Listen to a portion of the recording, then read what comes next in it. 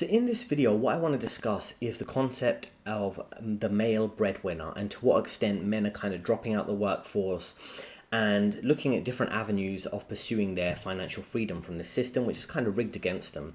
We're going to listen to the typical kind of feminist perspective from both male and female feminist gender studies types, and we're going to try and understand what their logic is and how they're kind of incorrect, and I'll try and give you a more accurate representation of what men are going through. This is from a channel called The Financial Diet, What Happened to the Male Breadwinner. So listen to some of their views here. So what then is the difference between men and women here? And I think that masculinity is the best explanation that we have.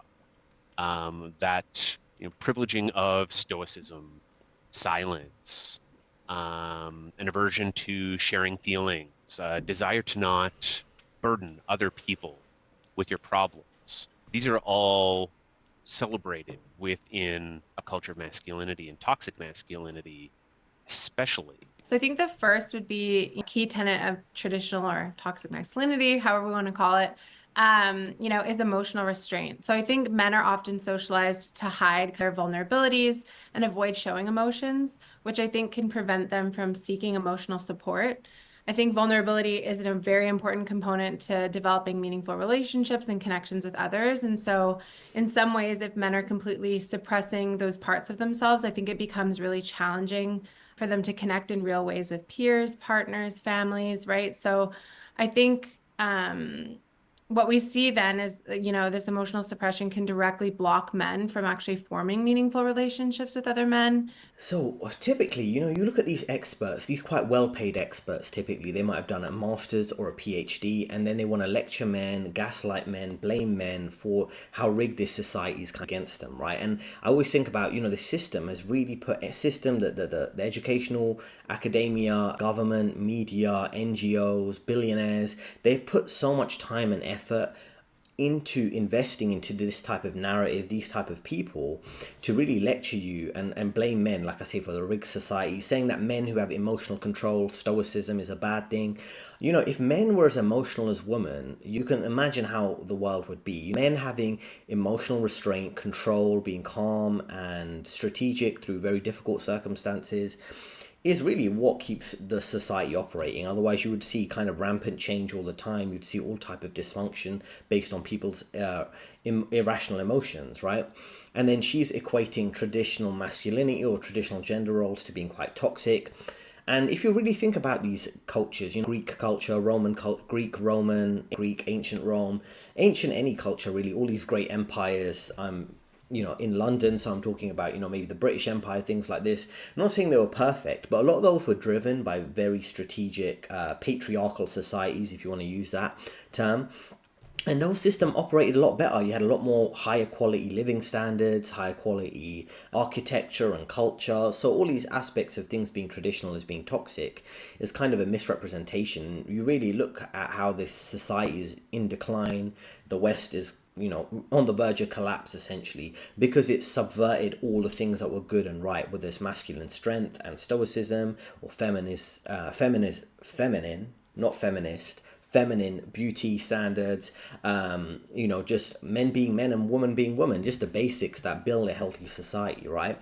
And also, if you add that to the fact that in this society, why would a man kind of show emotions? Because no one really cares, right? When men talk about the loneliness epidemic or kind of men not feeling isolated from society in the way this culture is kind of against them, no one really cares. And there'll always be tons of excuses from people like this who will put in positions of power and mental health therapist type of roles to kind of push the narrative on you, even if you don't want to accept it. And that's why you got all these, younger men or boys who'd be on ADHD medication because they're not meant to be sitting around in a school all day. They're meant to be active. You have men who kind of depressed maybe in work and then they're served antidepressants. This system's really built around controlling and restraining men, right? And that's why when it comes to the topic of the male breadwinner and men dropping out of the workforce, I would recommend, and I'm going to cover this in a few videos coming up too, around men looking out for their best interests financially, right? And whether that's saving money, investing money, I don't know, everyone has their own personal life choice, but I would say, men not living with women where there is a risk that a woman could claim a right to your property because she's lived with you for several years on a basis of all types of archaic laws. So really think carefully about what you're doing here, right? And this is the issues that you've really got to consider. The narrative that's being pushed on you as a man, when you're being put in a position where you're effectively, for most men, when you're working in most corporate jobs, even if it pays relatively well, you're not really in a position to be a male breadwinner. I would say, unless you're earning significant amount of money, and depending on where you are, there could be high living costs, so that could vary. And then if you want to be a male breadwinner and you want to have clear gender roles where you're working and your wife is at home taking care of the kids, you got to bear in mind you could be subject to a layoff. Your wife might want to focus on her career. I've seen many cases at major companies and investment banks I've been in, legal firms, things like this, where I've worked with people where you'd have a working couple, right? Both men and women working. And essentially what ends up happening there's a competitiveness in the relationship of a woman want to be more senior than the man in their career, maybe in their same kind of field. And then there's also competition on who's making more money. And this is a type of weird dynamic that you see in society these days. And then when you add on top of that the bias that really does benefit a lot of women when it comes to hiring and promotion practices, that what ends up happening is a lot of men are trying to focus and push their career forward to make money to feed their family and provide for their family. And a woman might be competing with her husband and receiving the additional benefit of having accelerated career growth because she's in the good books of senior management, or because there's an initiative and push to empower women by putting more women in senior management roles. Then she ends up accelerating faster than him and seeing her husband as being worthless and not being the male breadwinner. And then it creates a dysfunction in the relationship because there's an imbalance of power and things like this. And meanwhile, the kids are getting the short end of the stick and they're being dumped in daycare, being brainwashed towards gender ideology, not really having much impact or interaction with their parents or working all day long. So you have all these type of dysfunctional aspects, and, kind of blaming men for this or saying it's toxic masculinity because men aren't adapting to this upside down world is really the incorrect approach to take, and we're going to learn more from their perspective here. Looking back in history, providing in and of itself is inevitably a source of stress because it's a huge expectation to live up to, and a large part of this is because it's become all but impossible to support a family on a single income anymore. Thanks to wage stagnation, the middle class is shrinking and the income gap is widening to levels we haven't seen since the Gilded Age. In 1970, adults in middle-income households accounted for 62% of aggregate income, a share that fell to 42% in 2020. Meanwhile, the share of aggregate income accounted for by upper-income households has increased steadily, from 29% in 1970 to 50% in 2020. And this is an especially big problem when we tell men that they are worthless if they don't have money and power.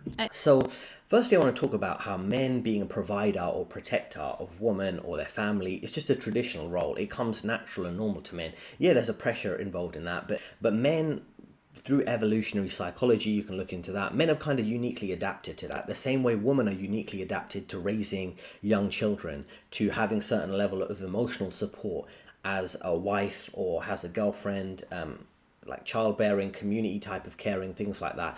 So rather than focus on, see, this is a system, and we'll always tell you everything's about the economy and capitalism. If we want to talk about an economic concept like specialization, where you specialize in what you're skilled at, some people are mentally gifted, so they can work in kind of technical roles. Some people are physical gifted, so they work in more manual labor.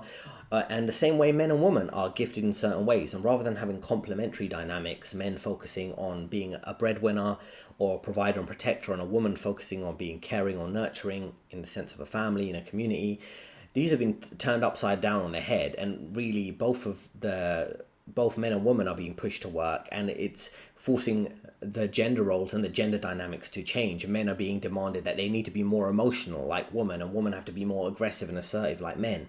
So rather than address it from that perspective, a lot of this feminist narrative, the gender studies type of liberal narrative, is kind of subverting the general role of men, right?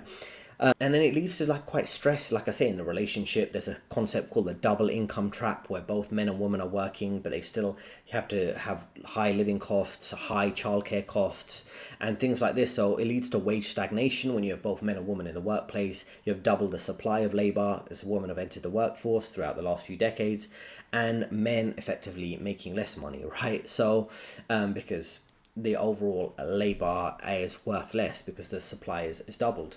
And you can see all the statistics that always go around throughout the internet around how the wage stagnation has impacted how much money you know, the average worker gets compared to CEOs, the wealth disparity, the wealth inequality as demonstrated in the last few years. There's a complete decimation and end of the middle class specifically, right? There's no real middle class anymore, even though they're going to pretend that there is. And then she mentions briefly there about money and power. Now, does money and power really define a man? I would say to a certain extent it does, right? To a certain extent, the money and power you can obtain is a reflection of your competence, of how, do you have skills? Like, are you good at, are you a strong man? Are you good at mastering a skill? Do you have a level of honor and courage in engaging with people?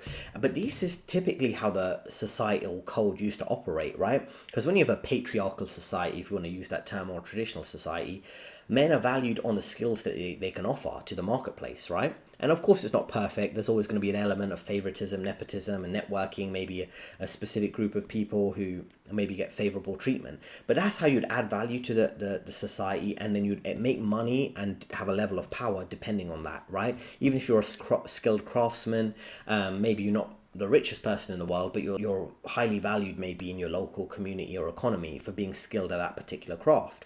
But now we have a complete upside down clown world, right? And clown world in the sense that someone's a goofy internet character, if someone is pushing out negative messages through music, for example, they could make a lot of money. So the money and power as much now, it's not a reflection of good character. It's not a reflection of a honorable man who's mastered his craft, or a virtuous woman. It's kind of a reflection of the opposite in certain cases. I'm not saying making money is bad. I encourage you all to make money. But to what extent does money and power define a good quality man in this society? It doesn't really, right?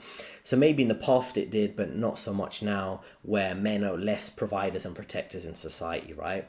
And in many cases you see women, particularly around the middle class, I would say, broadly speaking, a lot of women had more money and power due to a lot of these corporate roles they get favorable treatment for. And it's like, the role of a man being a breadwinner, provider and protector just isn't working anymore. It's just not operating or functioning in many cases. Many cases you have 50-50 relationships where men and women are expected to do the same. And like I say, that doesn't really function when you look at their gender roles and what they're naturally attuned to. Now, what you really have is careerism, consumerism, which dominate a lot of this modern culture, and also this tendency, like, to look down on men, that they're just not adapting to the way things work right now. We can't say that with women. We can't say women aren't adapting to the way things work right now and they're not working as hard as men. That's not the narrative that gets pushed. Instead they get favorable treatment for hiring and promotions. Instead, if men aren't being as emotional as women, it's men that are being the problem, not the fact that men are being quite stoic and reserved, which is seen as a good thing. It should be seen as a good thing, but it's not. So you have a lot of this childish, self-absorbed narcissism that is heavily backed by the government, by the media, by so-called academia experts like this, to kind of normalize this type of culture. Now, I want to say briefly, you see these type of things that become popular within male culture online, like self-improvement or grind culture, hustle and grind culture. Now, in my opinion, I think those things can be good, but there's always a season for that and there's a level of balance, right? So if you're going to work hard as a man to achieve your goals, rather than burning out, going monk mode, that can work for a certain time period, but then you need to relax and enjoy the fun life. And enjoying the finer things in life, typically for men, we're more minimalist than society will encourage you to be. So a lot of the finer things in life are simple things like spending more time in nature, maybe going for a nice relaxing holiday in a nature resort abroad, or spending time maybe partying a bit there, but kind of relaxing and enjoying your life, right? So I think a lot of this hustle grind culture is good for men, and a lot of positive reinforcement that men should go ahead and achieve their goals. But it's really, how does that get pushed online in male culture? I think a positive aspect is encouraging you to be productive, focus on your wealth and your health. The negative aspect is sometimes when you have a character maybe like an Andrew Tate, who does say some positive things, but he always pushing men down or being quite critical of men. I don't think that's healthy in this culture, and saying, oh, I've got more money than you or more cars than you and I'm better than you, that should motivate you. I don't think in a society that's already quite negative to men, you should really push that. But, it works for him. So I guess some people are reactive to that. Now, when it comes to, this kind of reality of society, how it operates, when you do have men not being the breadwinner, when men aren't the breadwinner, men and women are both working, you effectively have less community, because how it would work is men would focus on their work and maintaining a functioning society. Women would focus on some of the softer skills, some of the softer aspects of society, whether it's community, focusing on kids, focusing maybe on the church, things like that, or religion in whatever sense. But they would have an important role to play that you can't necessarily define in monetary value. But if you have everyone working now, you don't really have as much time for family, friends, and hobbies, no real community. Everything's strategic and being targeted at how can we monetize that? Monetize your hobbies, hustle, grind. And that's when it can become toxic, when it kind of replaces every aspect of your life. But I understand why it exists, right? Because you have, everyone has to work quite a lot now, have a side hustle and things like that to succeed, right?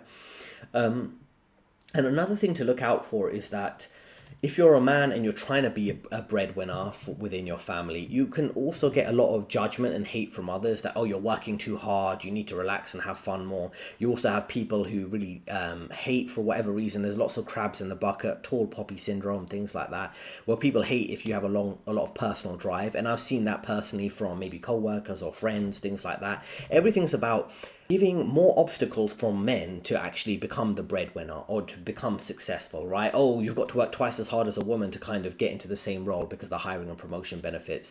Oh, you're being too aggressive or assertive at work. You need to be more nicer and softer. Do you get me? They're creating all these kind of fake barriers from you being successful. And it's really a rigged game. So it's no surprise to me that more and more men are kind of looking at alternative ways of making money, whether it's a side hustle, leaving the West, things like that. So let's listen to some of these concepts of how men are feeling uncomfortable in this social dynamic. But it's so ingrained in us as a culture that a huge faction of men are completely intimidated by the idea of a female breadwinner. And there are consequences for women who don't subscribe to the norm in this way.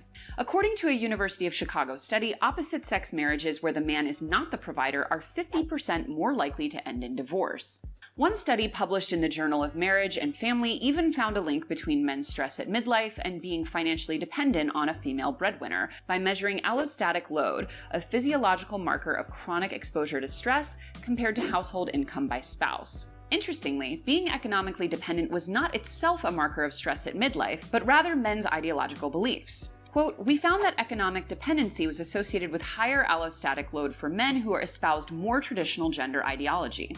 We found the opposite for the most egalitarian men. Economic dependency was associated with a lower level of allostatic load. In other words, men who think being a man means being a breadwinner are more likely to experience chronic stress and the health consequences that come with it than men who don't. And I can't move on without highlighting just one more statistic here, which is that men with high-earning wives are also more likely to cheat. You see, ladies, they told us we could have it all. They got us into that workplace. They had us girl boss our way up to the C-suite just so we can get cheated on. Quote, in fact, about 15% of the men in a study by the American Sociological Review who were 100% financially dependent on their wives had affairs. And that's 3 times higher than high-earning wives who had the lowest cheating rates of any population. Because they're Now, this character on the screen is giving me major cringe, and this is the type of person, I've worked with characters like this for a long time, and they're very difficult to deal with, and I don't have a lot of patience for them. But let's keep going, right? So, many men, she's saying, are intimidated by the breadwinner when a woman is a breadwinner, which is not the case. I've not seen men intimidated by a woman being a breadwinner. It just creates dysfunctional power dynamics within a relationship where a woman will want to dictate everything, and men are independent. They prefer freedom over security, and they're not going to want to be dictated to. They want to be the leader in a relationship, and typically a woman wanted to be the follower or more submissive, whether she wants to admit it or not. She wants to have a say, but she wants a man to take the leadership role. But when you invert gender roles in this weird satanic way, you're going to have these type of dysfunctional relationships and dysfunctional dynamics. The only time I see men really intimidated by women is just when they're in a corporate role and they feel like they could be accused of anything, so they have to be overly fake nice with female co-workers. Now, the dynamic it creates of men always being on the back foot, they could be cancelled, a woman could be taking charge in their personal life and their relationship. Men effectively operate like a domesticated house pet, like a lapdog, the whole concept of happy wife, happy life. Men being in the lower position in the hierarchy. Now, if you listen to Jesse Lee Peterson or any more conservative commentators, they talk about the maybe Christian references where a woman is a helpmate of a man being the head of the woman, of the natural hierarchy being God, man, woman, child, in that order. So these are really interesting dynamics that have been kind of subverted, like I say, by evil agendas that are pushed on people these days. And interesting dynamic would be on dinks, right? Dinks is double income, no kids, right? You might have heard the term dinks before. They're essentially when a man and woman are in a relationship, long-term relationship, but they don't intend on having kids. And I would want you to observe this and then leave a comment below after you maybe spend a day out, right? Look at the general social dynamics between people in that relationship, right? Where you have a man and a woman in a relationship and maybe they have a pet dog, a pet cat. Typically, the man is the third power position in that hierarchy. The woman gets number one position. She's in the leadership role. You can observe this through body language. Then the pet dog or the pet cat is kind of the priority to direct all the love and attention to. And then the man is kind of getting in where he fits in at the third position in that hierarchy to keep the woman happy and give the pet attention. It's this weird dynamic, right? And you see this all the time throughout society. And this is the thing, right? So it's like this stress that is created for men. Not only are they not the breadwinner, they kind of have to accept that, they've like got quite a low position in this society, right? And these are the type of weird dynamics you have to deal with. And she's mentioning all types of weird relationships that do occur when a man is not the breadwinner and how this impacts the dynamics here. So we're going to listen to this whole concept of the Sigma male and a bit of funny detail here. Million followers across his social media channels. The whole Sigma male phenomenon, they're interesting phenomenon because I think what we've seen is a movement to, more explicitly than ever, men seeking the approval of other men.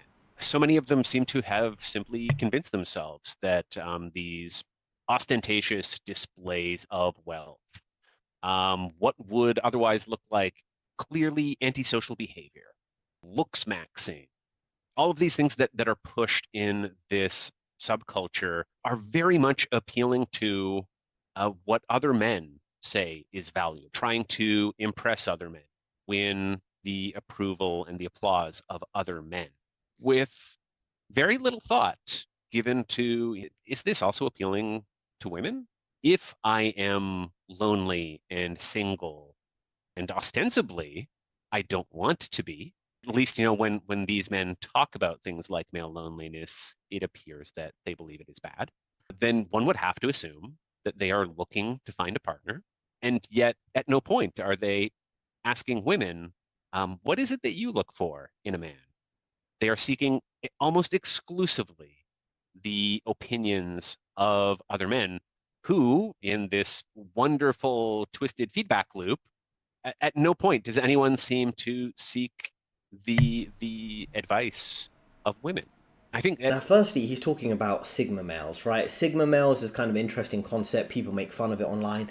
But a Sigma male is essentially a man who doesn't fit into the traditional alpha male or beta male hierarchy, right? He's someone who maybe focuses on his goals and is kind of independent of that. It's like a lone wolf, a man who's a lone wolf and kind of does his own thing, right? And he wants to focus on achievements. And I don't like to call myself that or call other people that because it's kind of become a meme joke on the internet. But you do see growing groups of men who want to be successful in their own right, and they're not doing it to impress women or to impress society. They just want to make as much money to live independent of this kind of failing system, right? So what he also focuses on is approval of men. Now, this is perfectly normal. Men have always had a dominance hierarchy. Now, I want you to think about, I always talk about how the corporate environment is kind of upside down, but I want you to compare it to what would be typical male-only environments, a boxing gym, a martial arts gym, a military of a country, right? Any type of gang or tribe, things like that. Now, people might have some negative connotations there, and I'm not saying they're perfect. Typically, when you do have all male environments, there's a lot of good things, but there are some bad things. There can be some bullying and kind of picking on whoever's the weakest or the less skilled. And typically, if you have a strong male leader there, they will kind of stop that type of bullying tactics that do occur amongst men sometimes. But there are many positive aspects, right? Typically, you have a lot of focus on efficiency. You do have a clear hierarchy. The most skilled person, the most powerful or rich person is at the top, and the other men have a level of honor and courage and mastery to reach and climb that hierarchy. It's not this weird rigged hierarchy you see in the society, like I say, artificially propping up women above men, artificially creating all these type of weird dynamics in corporate environments where it's not the most skilled people at the top or even in the middle, all these upside down efficiencies. So, you know, that's perfectly normal. And these guys, all these so-called experts who've been brainwashed by liberalism and things like this, they always have a problem with basic natural law, basic tradition, basic things that have worked for centuries, right? Throughout cultures, throughout races, you know, the way men work, the way women work, they've completely subverted it and think they're the experts and we're the wrong people for having basic human instincts, right? And these are the typical midwits, if we want to use that term, which I covered in some of my videos a little while back. And then he's talking about looks maxing. Now, the whole concept of looks maxing is kind of interesting, right? Men focusing on their looks and improving their looks. I don't think that's necessarily a bad thing. Self-improvement, generally taking care of yourself, is a bad thing. I think the other perspective of that is when it becomes kind of pretentious, or men try to be too focused on their looks, and that does suggest a kind of, how can I put it nicely, a kind of effeminate look that some men have when they're too focused on how they're looking to society. Then that is kind of feminine behavior for men that is kind of suspect, right? But I think generally men focusing on doing anything to improve their self-esteem and their worth in a society that's quite negative towards them is a good thing. Whether it's buying a tailored suit, being physically fit, focusing on even basic things like taking care of your health, however that would be, is all good things for you to be doing, right? And this guy is the textbook intellectual normie loser who overthinks everything, overanalyzes everything. Everything has to fit in to their weird liberal narrative. And the thing is, he's asking, is it appealing to women? But like I say, men, the way we naturally work is not doing things to impress women. Only in this backward society is that how it operates. It's always men who would do things to achieve something in society, achieve some kind of goal, and as a byproduct of that, he would have a woman who would maybe be somewhere in the vicinity who would form a relationship with, and he'd be adding value to society, and she'd be adding value to his family, and by extension the community, right? And the thing is this guy doing things, the guy on the screen right now, that appeals to women or appeals to men, is really something that appeals to a narrative that some feminist woman might agree with, but it's just like these people who are, like I say, that I'm pushed, me and my narrative and people who watch this channel who are making logical points, we're pushed to the edges, to the fringes of society. People use terms like conspiracy theorist or far right or whatever, right? Toxic masculinity, things like this. Whereas this guy's given, not him personally, but the backing for the institutions where he works, the universities. They have multi-millions and billions, trillion-dollar agendas that make their narrative the official narrative and my narrative the fringe narrative. So it really goes to show what is the power play occurring right now, right? So like I said, if you're watching this as a man, don't focus on what appeals to women, focus on what is really going to build a successful life for yourself, right? Because a woman could come and go out your life, and that's why being focused on being a male breadwinner is kind of an archaic role that it's just not functioning anymore, right? And I think, you know, there's nothing wrong with men rebelling against whatever narrative that is getting pushed on them. Like, I'm trying to give you what I would assume and I would presume is the official good narrative, right? The traditional narrative, or the natural law of how men and society would normally operate, which is actually more healthy for you even in this collapsing society, right? So I think a sign of the downfall of the West is men pandering for women's approval when what values do women exhibit in this society right now, right? I don't know, you can think about careerism, consumerism, parroting the correct official narrative, which is proven to be wrong again and again, and the men on the fringes of society who are being pushed out of corporations and things like that are proven to be correct again and again and again. So who's really the genius here? Who's really on the right side of history here, right?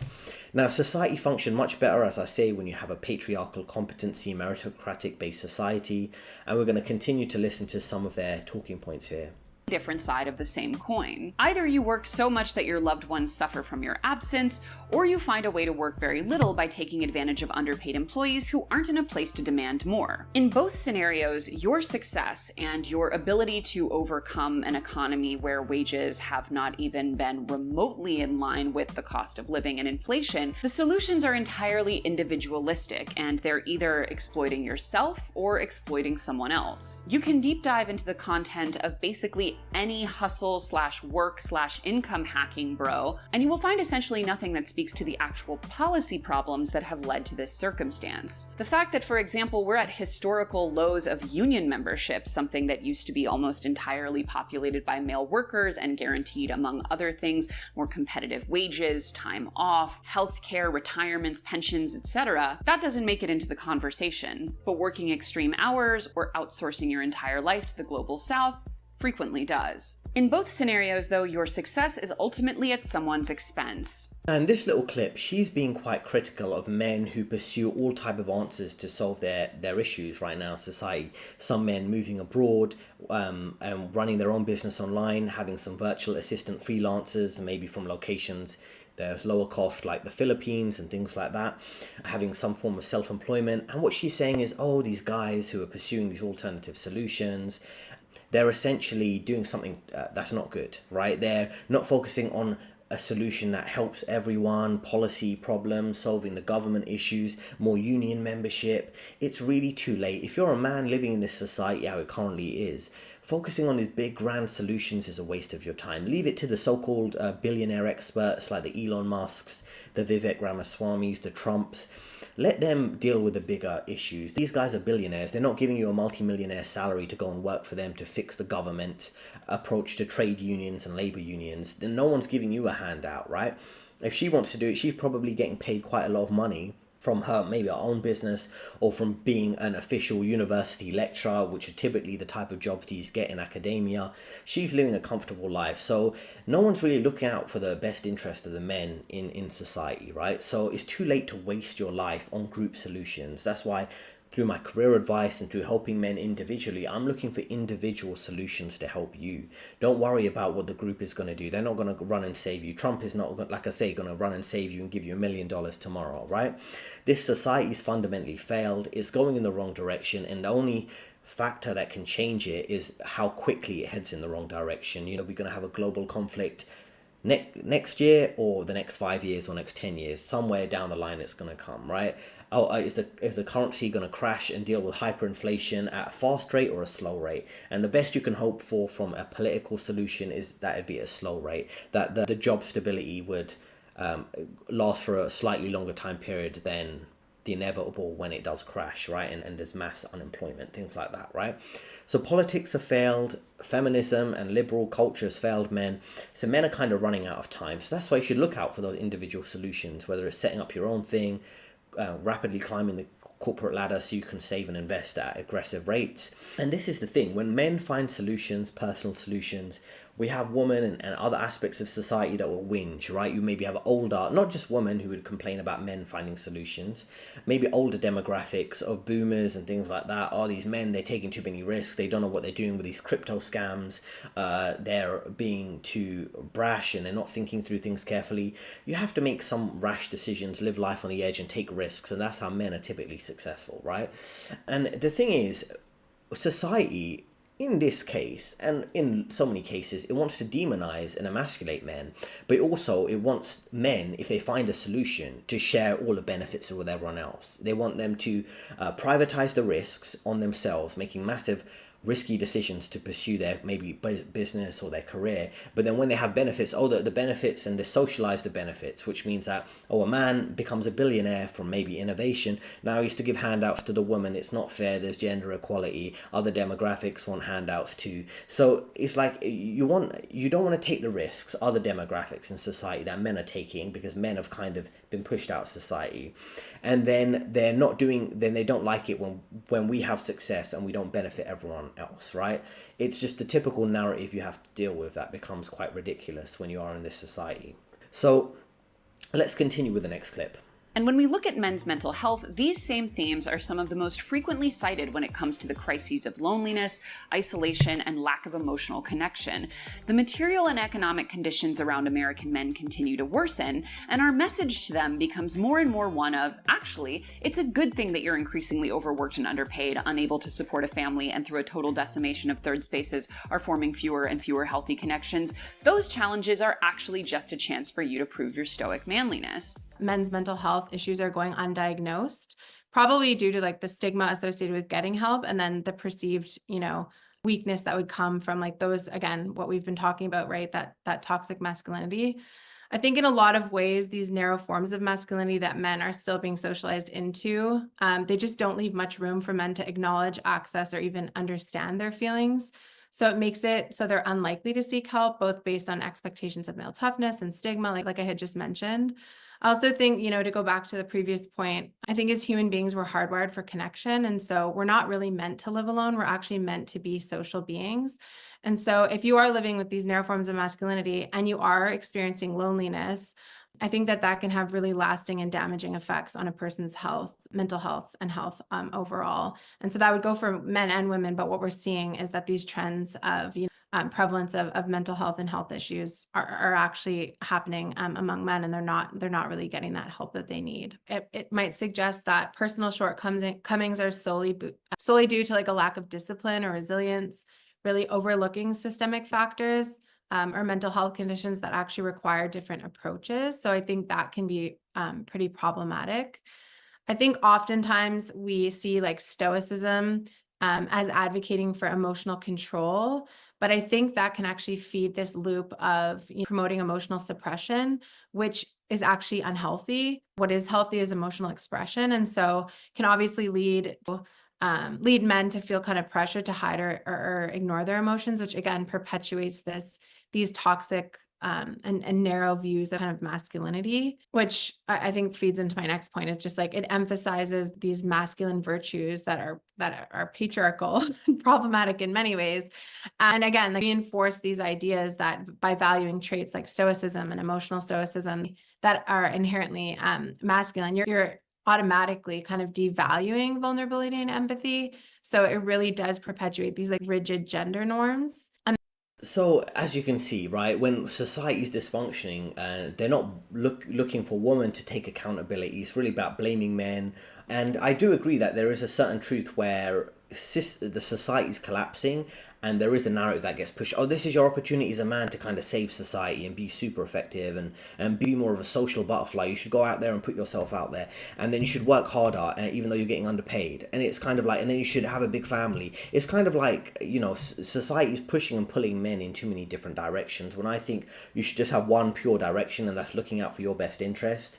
And you can help people through running an effective business, through progressing your career, but you should really be self-interested, because every other demographic in this society is self-interested, rather than being overworked and underpaid when you can't afford a family and there's not really any sense of community around you. And the thing around mental health therapy, I actually saw mental health therapy several years ago. They don't typically work, even if they are somewhat based, and they may see through the climate agenda and different ESG agendas and things like that. I realize when it comes to specific things around gender, it's like a no-go zone. They don't want a woman to take any accountability for any of these issues. So if you point out these issues as a man, either you get a man who's more red-pilled as a mental health coach and things like that, rather than taking someone who's just kind of completely out of touch with the reality of most men, I would say, in their 20s, 30s, and 40s, right? And there's lots of gaslighting you get from society, from so-called experts like this. These are the type of people that will talk down to you and act like there's something wrong with you because you don't want to participate in a society that's a completely broken social contract. So much men deciding that they don't want to be the breadwinner because it's just becoming unrealistic, but it's also men kind of refusing to be part of this society, because the social contract this society has with men is completely ridiculous. It's like you're meant to work hard and accept double standards. You're meant to be social and then be treated like a second-class citizen if you have a different opinion that people don't agree with, right? And these systematic factors are kind of true, some of the points that they're making, but they always dance around the role of what's woman's role in this, right? Do they have accountability? A woman not playing their role? And what impact does it have on society when women are not playing their gender role, right? Not just blaming men because they can't be breadwinners in this society, or there's too much pressure on them to do that, right? And there's so many issues with leadership, things like that, in terms of society, governments, and these things are never held accountable. We don't hold the media accountable, or these so-called experts who lie about what's good for your health. health and things like that. And there's this entire ideology that's created around shifting accountability from these other demographics, woman, government, media, to justify the ridiculous bias in favor of these demographics over men, over people who are thinking critically. And it all sounds like gaslighting to me when I listen to some of these experts. I don't think there's anything specifically wrong with men or men dropping out, men opting not only to move abroad, but also to do things like minimalism, van life. Van life is very popular, where a man might live alone in a van by himself that he's renovated to lower his living costs and save a lot of money. I think it's a completely rational response for men dropping out from a kind of very compromised social contract that they don't want to participate in. It's completely rational for them to drop out of this rigged social game and economic game and pursue their self-interest, whether it's minimalism or setting up their own business and something like that. Conversely, though, the gamification of wealth, whether that's in real estate arbitrage, short-term rental empires, cryptocurrency, forex or day trading, or even in commodities like gold, are similarly predicated on understanding male psychology. But first and foremost, we must reiterate, as we mentioned earlier, just how tied up men's self-identity has historically been with their net worths. I think the pressure to be a financial provider can create significant stress and encourage toxic behavior in men in several ways. I think both at home and in the workplace. So there may be some overlap with other things that we've already discussed, but I was thinking about this in 4 ways. So the intense focus on financial success, I think, can lead some men to adopt really aggressive and cutthroat behaviors to climb the corporate ladder. I think this might manifest as an undermining of colleagues, engaging in unethical practices, becoming overly competitive, which I think does actually foster and perpetuate like this toxic work climate. I think the pressure to then fulfill the role of this primary breadwinner can sometimes also lead men to adopt this domineering and controlling attitude in their personal relationships as well. So that workplace aggression might then turn into domineering behavior at home. And so this might manifest in unilateral decision-making without consulting their partners or expecting their partners to conform to more traditional gender roles. If you're really worried about meeting those financial expectations and being that sole primary breadwinner, I think men are likely to then prioritize work above personal time. That will foster then like this lack of work-life balance. And I think this then leads to burnout, strain in relationships, maybe at work and at home. And especially at home where, that emotional presence and support are actually needed. And generally speaking, the more they associate their financial success with their self-identity, the worse it is for their mental health. Quote, in fact, placing central importance on materialistic values or financial aspirations has been linked to a host of negative outcomes, including lower self-esteem and life satisfaction, more anxiety, depressive symptoms, and physical health problems, and more maladaptive behaviors compared with placing relatively less importance on materialism or financial goals. So not just making enough money to sustain oneself, but enough money to be wealthy, or at least to support an entire family, something that increasingly requires being wealthy given our skyrocketing cost of living, is something that appeals to men's self-image. And keeping them in a worldview which prioritizes financial success, or at least the appearance of financial success, has long-term negative implications for their mental health. Essentially, in the same way that we will often sell women ideals of beauty that keep them spending money in the hopes of achieving it, and ultimately leave them less happy as they are sucked further into the never-ending pursuit of beauty ideals, there's a similar hamster wheel for men and the gamification of money.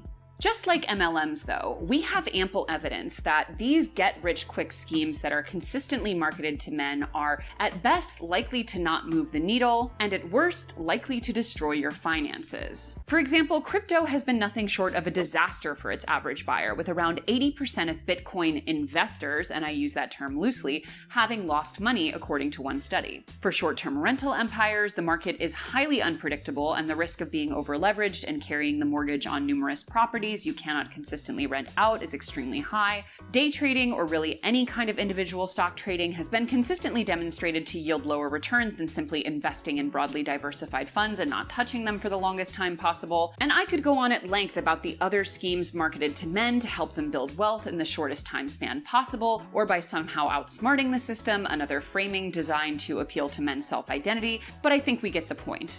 Ultimately, much of guru culture as it pertains to men is heavily intertwined with the goal of making money. And just like with an MLM, often the only people who are actually making money in these schemes are the people who are selling courses on how to do it yourself. So what she's talking about here is some of this guru culture, right? Some of these kind of scam artists. But I think the way this narrative is being pushed is they tend to hate on all forms of self-improvement. You know, fitness, biohacking, David Goggins, Jocko Willink, Joe Rogan, people like that. You know, any way of escaping this rigged system, that, oh, that's a scam. You know, crypto's a scam, real estate, climbing the corporate ladder quite quickly. These people just want to be stagnating in the safest, non-risky option. And the way men succeed is not through playing by the rules, right? It's through seeing through the holes in the system and trying to benefit from that, right? Rather than focusing on whether a man's a breadwinner or not, you see a division between two types of men. Men who want to go along with mainstream society. They don't mind being that domesticated house pet, happy life type of guys. They don't mind asking their wife's permission before they do anything. And on the other hand, you have men who are kind of, you know, unfairly marginalized because they have positive financial aspirations. They don't want to be stuck in the middle with this conformity, weak lifestyle. They don't want to see that, oh, anytime they're focused on success, they should be diagnosed as a mental health condition. He's too aggressive. He wants to achieve goals and he's not reaching those, so he's dealing with anxiety and depression. All these type of fake mental health diagnoses, right? And, you know, this is the thing, right? It reminds me of a video I made about 2 months ago when I was talking about, you know, how men should not really go with the flow of this system, which is obviously collapsing, right? It would be delusional to do that. And it's best not to be completely out of touch. A lot of these so-called experts are. And they don't realize they're the ones under the illusion. They'll be gaslighting these men and saying these men are crazy for not going along with this system, where the men are correct that this system is rigged and there's no point to continue supporting it when things are going in the wrong direction.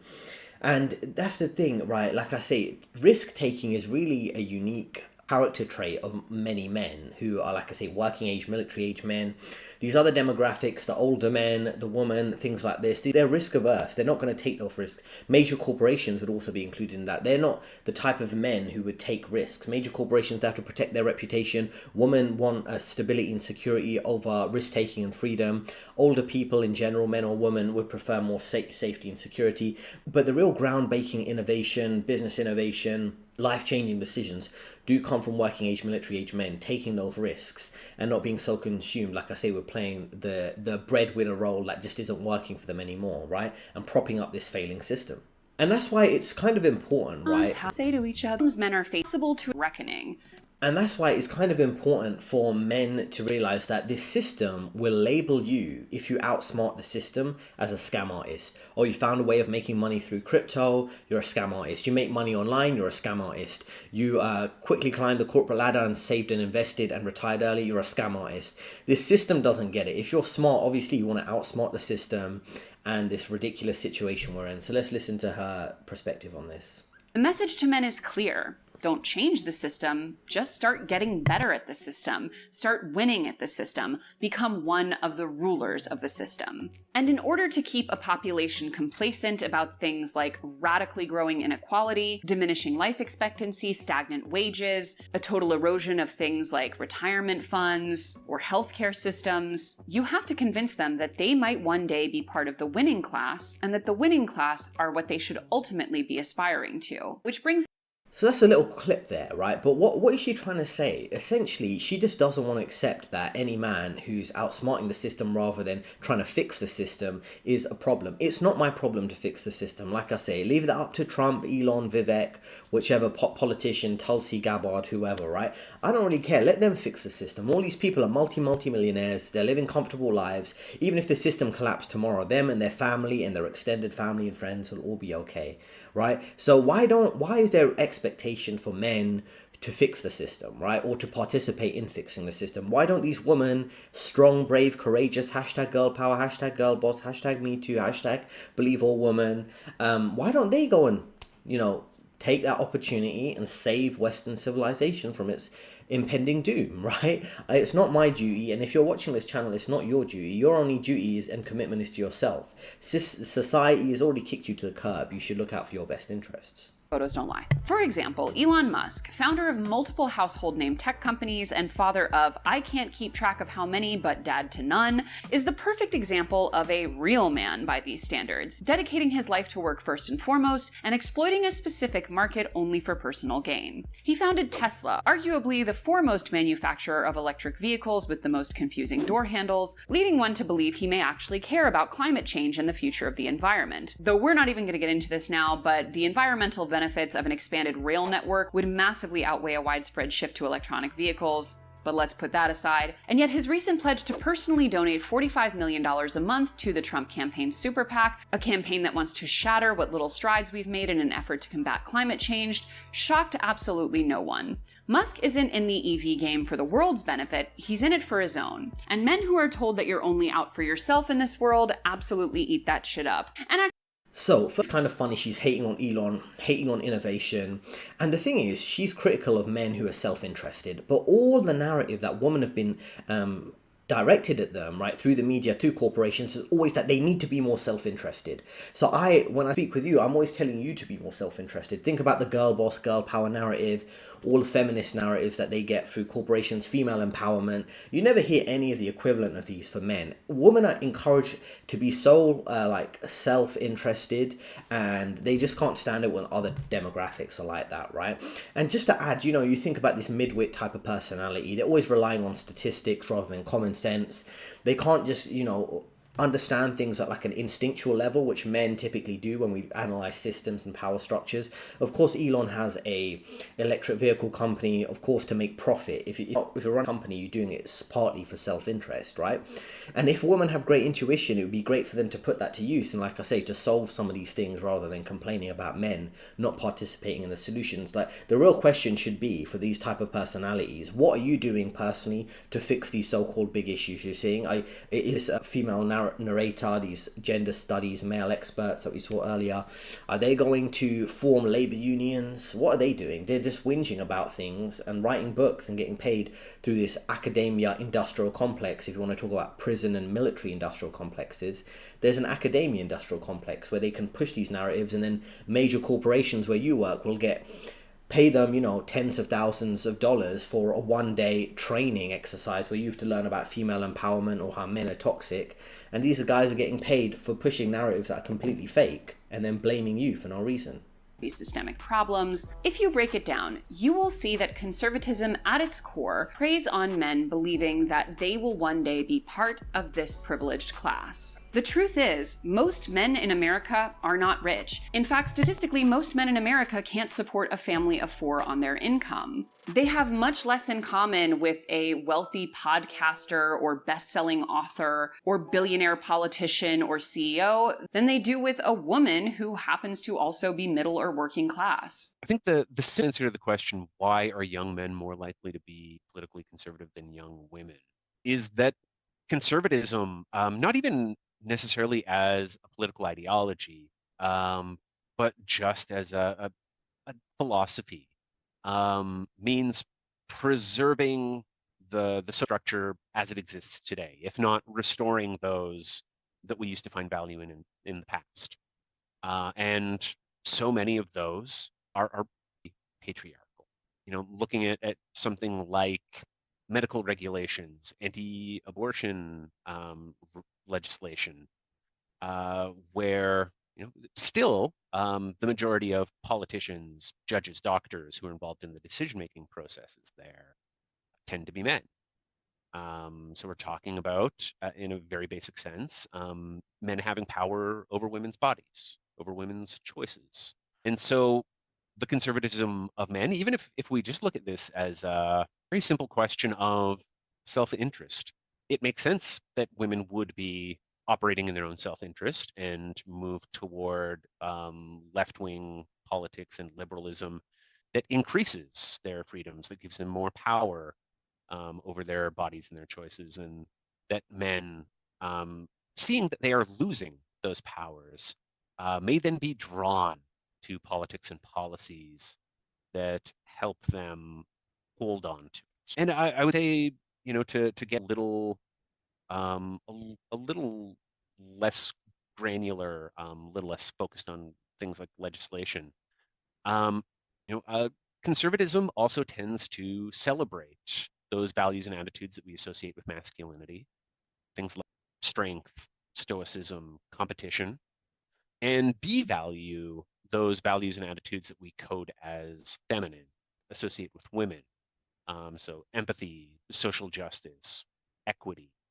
So again, if we have boys who are being raised, being exposed to toxically masculine ideas, and then they see similar ideas being expressed in conservative politics, it also makes a lot of sense to me then that they would make that connection and see, oh, these are people, this is a movement that values the same things that I do.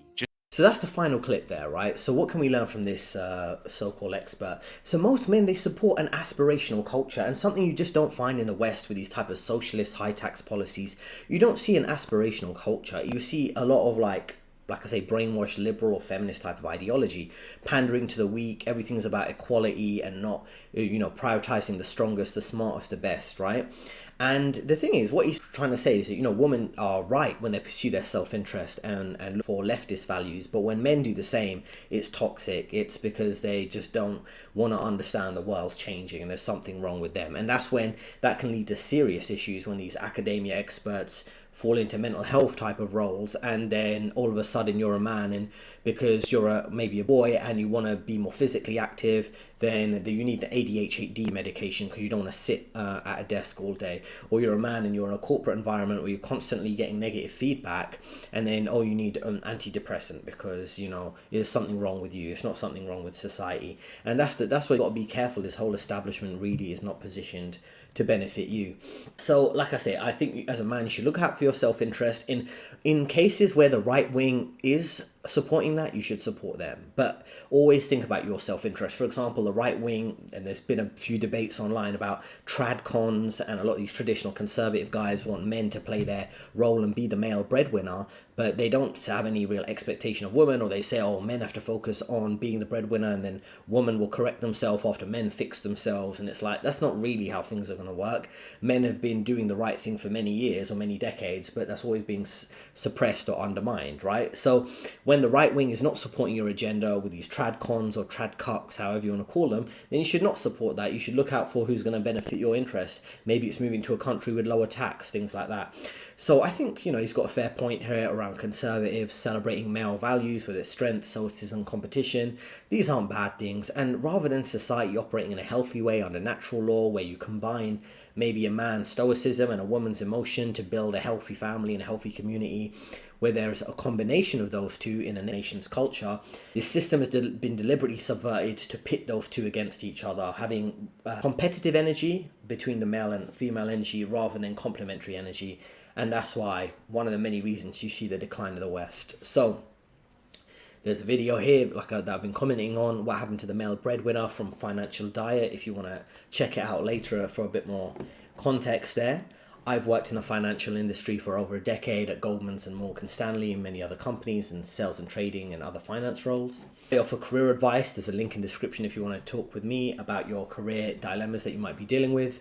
If you're a man, let me know what you think about the concept in 2025 moving forward in terms of being a male breadwinner. Is there something you want to do? Do you want to be a breadwinner for your family? Or do you want to be a man who's kind of looking out for your best interests and maybe protecting yourself in that context, having a prenup, having certain legal agreements in place, or just prefer to be single? So very challenging time for a lot of people. And I think if you take anything from this video, it should be keep positive reinforcement and pursue your goals rather than listening to these so-called experts who are going to blame you for everything one way or another and even label it a mental health issue. So thanks for listening. 2 recommended videos on the screen right now, and I'll see you next time.